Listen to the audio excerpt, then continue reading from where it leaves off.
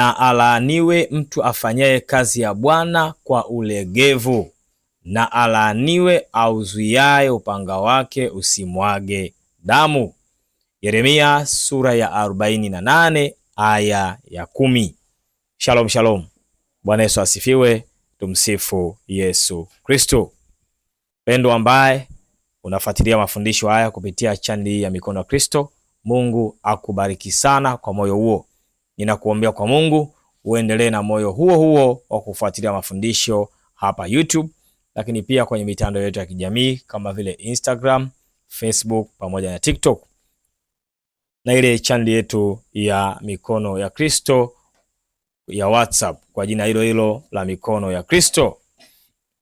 Somo langu la leo linasema usifanye kazi ya Mungu kwa ulegevu, na tunaisoma katika Yeremia hapo aya 48 sura ya 10. Inasema alaaniwe mtu afanyaye kazi ya Bwana kwa ulegevu, lakini anamaliza kwa kusema na alaaniwe auzuiaye upanga wake usimwage damu. Sasa unapofanya kazi ya Bwana, kazi ya Mungu ndio kazi bora kuliko kazi nyingine yoyote unayoijua katika ulimwengu huu. Yaani hakuna kazi ya muhimu katika maisha hayo ulionayo inaweza kuizidi kazi ambayo Mungu amekupa. Sasa itategemea Mungu amekupa kazi yake kupitia idara ipi. Ziko idara mbalimbali. Kuna idara za kichungaji ambazo hizi tunachunga moja kwa moja. Yaani sisi maana yake tuko mwituni na kondoo tunawachunga kupitia mafundisho. Tutatofautiana tu namna ya kuchunga. Wengine tunachungia maporini, wengine wanachungia kwenye makanisa, wengine wanachungia barabarani. Wote ni wachungaji, sababu lengo la uchungaji ni kufundisha na kulea. Hiyo ndio kazi ya uchungaji. Sasa wewe Mungu amekupa kazi ya kumtumikia mahali gani? Wewe wajua. Kama ni kazini kwako, fanya bidii, kwa sababu usipofanya bidii Mungu anasema ulaaniwe ufanye kazi ya Bwana kwa ulegevu. Inawezekana upo mahali katika kitengo ambacho unatakiwa kuajiri watu. Nyoosha maelezo yako vizuri, waajiri watu kwa haki. Fanya kazi ya Mungu kwa nguvu zako zote. Hakikisha watu wamepata ajira, sio kwa mategemeo utapata chochote kupitia rushwa. Hapana, utapata chochote kupitia haki yako. Sasa Mungu amekuweka kwenye taasisi, unatakiwa usimamie ajira, watu waajiriwe, wewe ndo kwanza unakula rushwa. Mungu amekuweka kama mwalimu, kama profesa, kama mkuu wa taasisi ya elimu, unatakiwa wafundishe watu wapate kuelewa. Mitihani inapita kwako, wewe unawafelisha watu.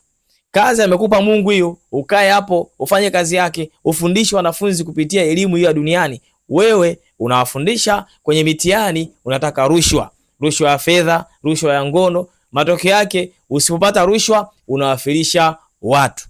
Ulaaniwe. Mungu anasema hivyo, sio mimi. Ulaaniwe. Kwa sababu gani? Haufanyi kazi ya Mungu kwa moyo, unaifanya kwa ulegevu na kwa kutokuwa mwaminifu. Sasa kama ukiifanya kwa ulegevu tu na ambao ulaaniwe, je, kutokuwa mwaminifu itakuwaje? Haya, tunakuja tena, wewe ni muombaji, unatakiwa uombe, ndio kazi yako. Umeitwa kwenye kazi ya uombaji, unaomba unavyojisikia mwenyewe. Na sio unavyojisikia mwenyewe, unaomba kulingana na nafasi yako ilivyo. Sio kulingana na takwa la kimungu kwamba unatakiwa uombe. Kazi zako nyingine unazifanya kwa nguvu sana, alafu kazi ya kuomba ikifika unafanya kwa ulegevu. Ulaaniwe. Wewe ni mchungaji, unatakiwa kufundisha. Umeweka ratiba ya kufundisha. Sasa mimi sijui ratiba yako ipoje. Kama ni ya kwangu kufundisha kwenye mitandao humu, kutoa semina mbalimbali, kuwatembelea watu kama mimi, haya, nifanye kazi ya Mungu sio kwa ulegevu bali kwa nguvu zangu zote. Na wewe pia ufanye kazi kulingana na ratiba yako uliopewa, usifanye kazi kwa ulegevu. Kama umeitwa moja kwa moja kwenye kazi ya Mungu, kazana kwenye kazi ya Mungu. Unaweza ukawa unatamani kufikia katika viwango kama unavyomuona labda fulani na fulani na fulani. Hao wote walikuwa kama wewe. walianza chini. Kwa hiyo huku chini kazana, ndio unapokazania kazi ya Mungu ndivyo utakavyostawi, ndivyo utakavyokuwa, ndivyo utakavyoenda katika viwango vingine, kwa sababu umeifanya kazi ya Mungu kwa moyo mkunjufu. Usifanye kazi kwa ulegevu. Kuna walimu ndio hao, wainjilisti ndio hao, na kusifu ndio hao. Kuna wengine wana karama za utoaji. Mungu amekupa baraka fulani, unashangaa mbona mimi napata baraka nyingi, mbona nina kipato kikubwa. Umeshawahi kuuliza kwa nini unacho? Mungu ameweka karama ya utoaji ndani yako. Sasa akasema mwanangu huyu ana karama ya utoaji. Sasa ili afanikishe kwenye karama yake ya utoaji, lazima nimpatie kiwango kikubwa cha kipato. Wewe unapata kipato kikubwa, una karama ya utoaji, na wengi wanajua hizo karama wanazo, mioyo yao inawasuta tu kuambia kwamba wewe moyo wako ni kutoa, unapeleka hela kwenye anasa.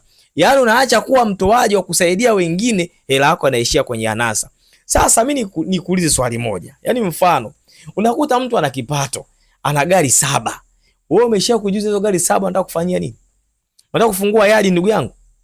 Za nini zote hizo?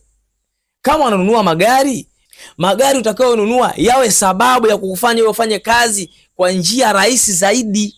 Ufike kazini kwa wakati, ufike kwenye field zako kwa wakati. Kama una mashamba yako ndio yanakuingizia pesa, ufike kwa wakati. Kama kuna bidhaa unazisupply na kuzisambaza, ziende kwa wakati. Nunua vyombo vya usafiri, kwa sababu hiyo Mungu anakataa anasa za duniani. Na anasa ni nini? Ni matumizi ya luxury yasiyokuwa na faida. Kwa unakuta wewe Mungu amekupa moyo wa kutoa, na amekupa na kipato ili utoe. Una gari 7 za aina moja. Za nini? Una gari 5 za aina moja. Yaani wewe kazi yako, yaani matumizi ni yale yale. Leo nataka kuendesha hii, kesho naendesha hii, kesho naendesha hii. Ndugu yangu, sio tu kulaaniwa hapa, utawajibishwa.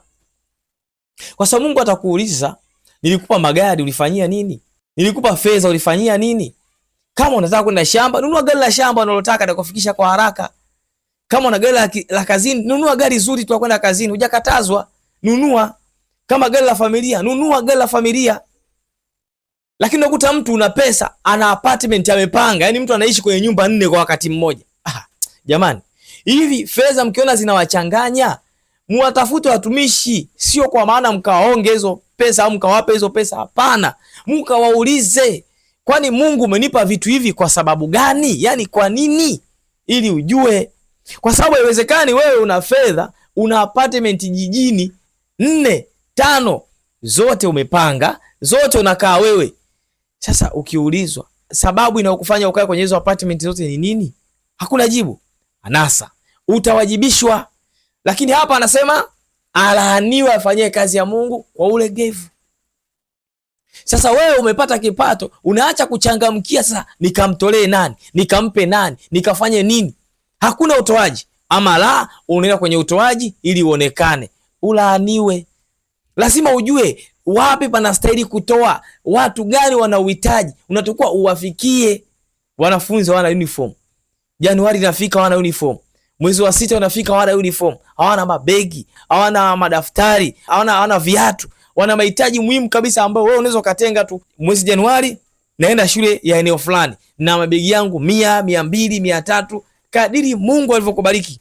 Ukifika pale patia wote. Unaenda shuleni, kwanza shule haidangani. Ukifika shuleni tu mwenye mabegi utamuona, asiye na mabegi utamuona. Mwenye uniform utamuona, asiye na uniform utamuona. Mwenye viatu utamuona, asiye na viatu utamuona. Kwa hiyo utaangalia, kuna watu kadhaa hapa unawapatia wewe mwenyewe, au hakikisha zinawafikia. Kama una taasisi yako uziwafikie.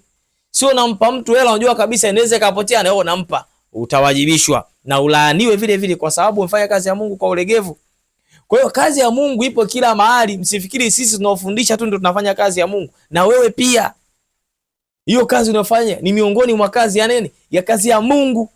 Uifanye kwa ubora, ufanisi na viwango vya hali ya juu. Ndicho kitu Mungu anataka, na ndicho kitu hapa Yeremia anakisema kwa ajili ya habari ya vita. Hapa kuna Mungu anaonya kwa habari ya vita. Mungu anaonya kwa habari ya taifa. Ndio anasema na alaaniwe auzuiaye upanga wake usimwage damu. Mungu akikwambia kafagie pale, yani wewe omba maombi wasafishe hao, usione huruma. Mungu anakuambia hawa wameniuzi, wameniasi, nahitaji maombi ya vita, sitaki mtu abakie. Omba kweli kweli, usione huruma. Yalimkuta Sauli haya. Anaambiwa wale alioambiwa akawaondoe, Sauli anaenda kuchagua wazuri aliowabakisha, wale wana wamenyata ndo akawaua. Mungu akaondoa utumishi wa Sauli. Sauli akaanguka na utumishi wake, na hakuwa anasikia tena sauti ya Mungu. Kwa nini? Ulegevu ni pamoja na uaminifu. Kwa Mungu anaweza kukuambia nahitaji maombi, nimeona kuna vitu haviko sawa, omba juu ya hiyo, nahitaji hicho kitu kisiwepo. Yani kisiwepo, wewe unafikiria yani wale mbona nawajua sasa wale, ngoja basi niombe kidogo kidogo. Ni ulegevu. Huo ni ulegevu. Mungu anasema nini? Ulaaniwe. Kwa hiyo unapofanya kazi ya Mungu, wewe ambaye unafanya kazi, hakuna ambaye hafanyi kazi ya Mungu. Unapofanya kazi yote hiyo ni kazi ya Mungu, na Mungu amekuweka hapo kama ni kazi ya halali. Ndugu yangu, ni Mungu amekuweka hapo, anakuhitaji ufanye kazi hiyo kwa uaminifu, anakuhitaji ufanye kazi hiyo kwa ubora, ufanisi na viwango vya hali ya juu. Usifanye kazi ya Mungu kwa ulegevu. Haleluya! Usifanye kazi ya Mungu kwa ulegevu. Mungu anaangalia wale wenye jitihada za kufanya. Mwangalie mtu mmoja anaitwa Kornelio. Nafikiri watu wengi mnamfahamu kwa habari za Kornelio. Kornelio alikuwa anatoa kwa moyo, alikuwa anaomba kwa moyo, mpaka Mungu anatuma malaika wamwambie Kornelio, mwambieni Kornelio sala, maombi yake, sadaka zake vimenifikia, kwa sababu alifanya kwa bidii, hakufanya kwa ulegevu. Kwa unapokuwa kuna uchangishaji labda wa kujenga kanisa, toa kwa bidii ulicho nacho. Kwa bidii, unajua maana bidii, kwa moyo na kwa bidii. Mungu anaangalia sema huyu kweli anatoa kwa moyo, huyu anafanya kwa bidii, kwa hakika huyu anafanya vitu katika njia ambayo inanipendeza.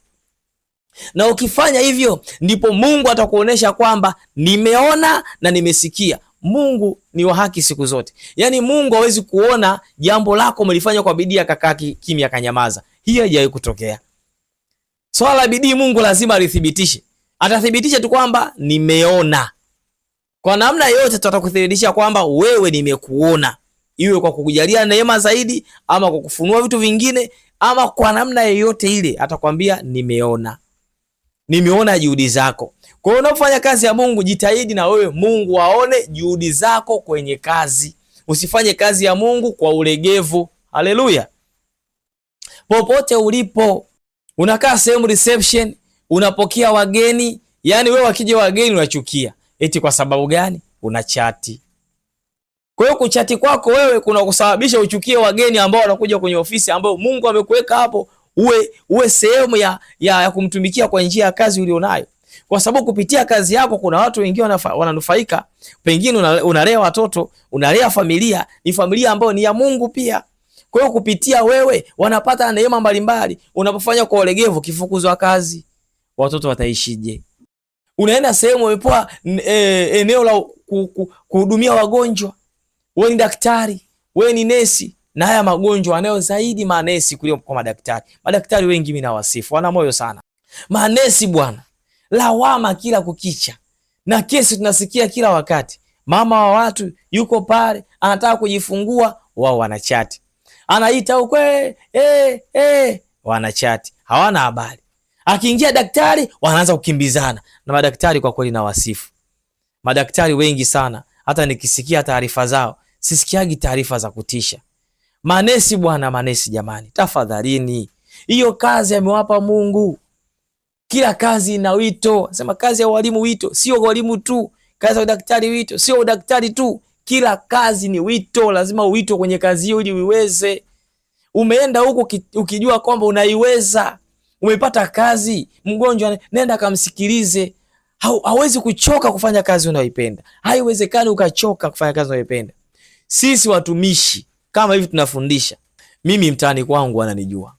Familia yangu inanijua. Watoto wangu wananijua. Kuna wakati siku moja nilicheka sana. Mtoto mmoja alikuja, alikuwa anataka kitu. Nafikiri alikuwa anataka nimwashie kompyuta. Sasa akaniona nimeshika simu naweka sikioni. Akakimbia akasema, baba ukianza kuongea na simu umalizi, kaniwashie kompyuta. Nikatafakari sana. Nikasema ni mpaka mtoto anajua kabisa kwamba mimi naongea na simu kwa muda mrefu. Lakini si hilo. Unaweza ukakaa mtaani akasema mzee, yani tukipita hapo kwako, wewe jamaa unawekaga salio la shilingi ngapi? Unaongea sana na simu. Sasa nataka kukufundisha nini? Huwa sipigagi story. Familia yangu inajua kwamba mara nyingi huwa nipo katika kuwahudumia watu. Yaani kiasi kwamba mpaka nafika hatua ukiwa na mambo mengine unaweka pending kwanza wa kusubirie, kwa sababu ukipokea hiyo simu kuna kitu kingine uwezi kukifanya. Kwa kama una jambo la haraka inabidi usipokee ile simu, kwa sababu tayari unapomsikiliza mtu uwezi kufanya kuminterfere na vitu vingine. Unamsikiliza mwanzo mwisho, risala kwanza, mwingine risala pili, masaa matatu. Wakati mwingine unaweza kuongea na simu masaa 4. Sio kitu rahisi. Lakini naongea, unamhudumia mtu kwa sababu tumaini lake lipo kwako. Anasema anataka kusikia neno kutoka kwako. Na kweli ukiongea naye anapata nafuu, anapona. Sasa ndio kazi Mungu amekupa. Wewe utapiga nyundo simu. Simu inaita unapiga nyundo. Silent au unaizima. Utafanya hivyo? Ukifanya hivyo ndio Mungu anasema umefanya kwa ulegevu, ulaaniwe. Kwa hiyo tunajitoa wote jamani. Hapa nafundisha, utapigiwa simu, kuna mambo yangu binafsi, kuna sala zangu binafsi, na wakati mwingine mimi ndo mara nyingi sala zangu binafsi wala sisali. Yaani muda unakuwa nafanya kazi zingine za watu wengine. Kinasema namshukuru Mungu kwa sababu Mungu anasema ukishughulika na mambo yangu nitashughulika na mambo yako.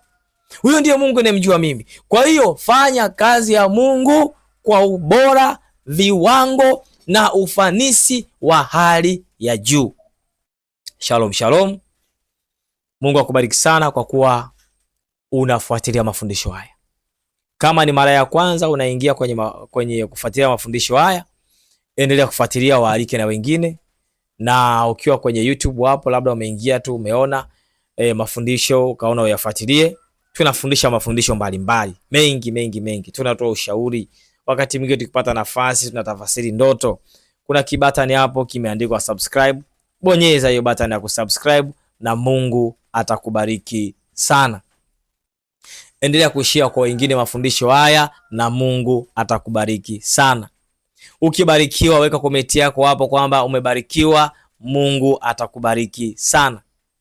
Ukiwa kwenye mitandao ya kijamii endelea kufuatilia mafundisho yetu huko Instagram, Facebook na TikTok na Mungu atakubariki sana. Tuna channel ya WhatsApp kwa jina la Mikono ya Kristo, fuatilia huko na Mungu atakubariki sana. Namba za simu ziko hapo, unaweza ukatupigia tukawasiliana, basi Mungu atakubariki sana. Nyinyi mliopo nje ya nchi, popote pale tunawasiliana, wale ambao tunaendelea kuwasiliana, wengine ambao tunaendelea kuwasiliana, msisite. Hapo kwenye 0 ondoa hiyo 0, weka alama kujumlisha 255, tupigie tuwasiliane. Mungu atakubariki sana na Mungu atakuinua na Mungu atatenda kupitia Roho wake Mtakatifu. Ulikuwa na mimi mtumishi wa Mungu Norbert Simoni Mponga. Hadi wakati mwingine. Bye bye.